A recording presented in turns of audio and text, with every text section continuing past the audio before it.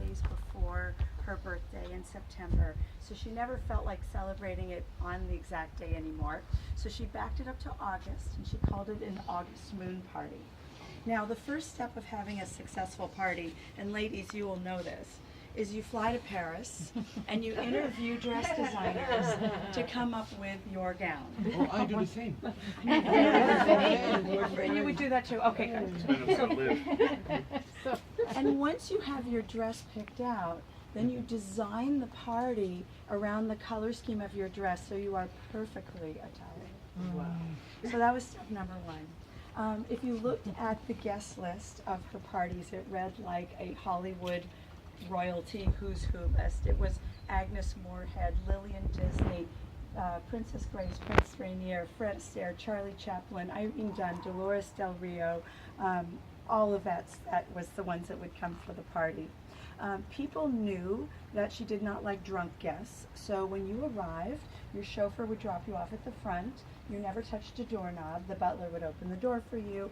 You would be greeted by Virginia. Your drink of choice, which they already knew, would be handed to you by the major domo. Major domo, head man, the head of all the servants.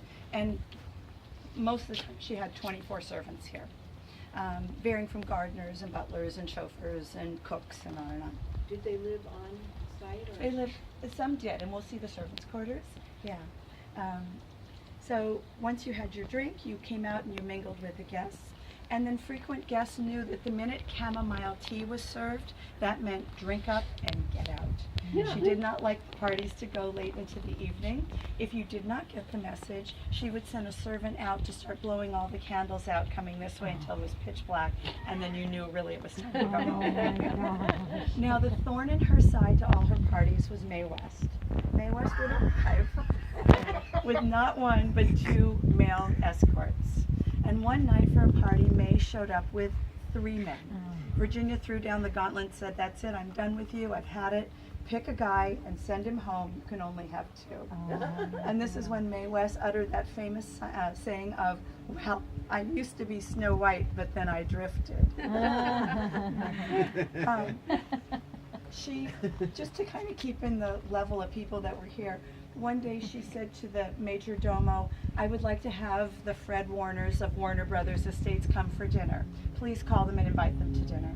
So he called them and he came back to her and he said, "Mrs. Robinson, I'm terribly sorry, they cannot come. They have a house guest." Well, who's their house guest? It's Marlene Dietrich, and she doesn't have an escort. And back in those days, ladies didn't come without an escort.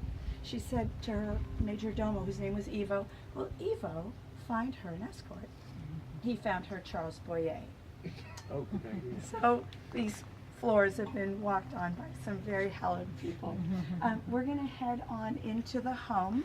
I need everyone to put on booties, unless you're wearing socks. If you're wearing socks, you can take your shoes off and walk in your socks. Just leave everything outside. We're going to go in and then come out. We have some incredibly expensive rugs on the floor. The best way to ruin a rug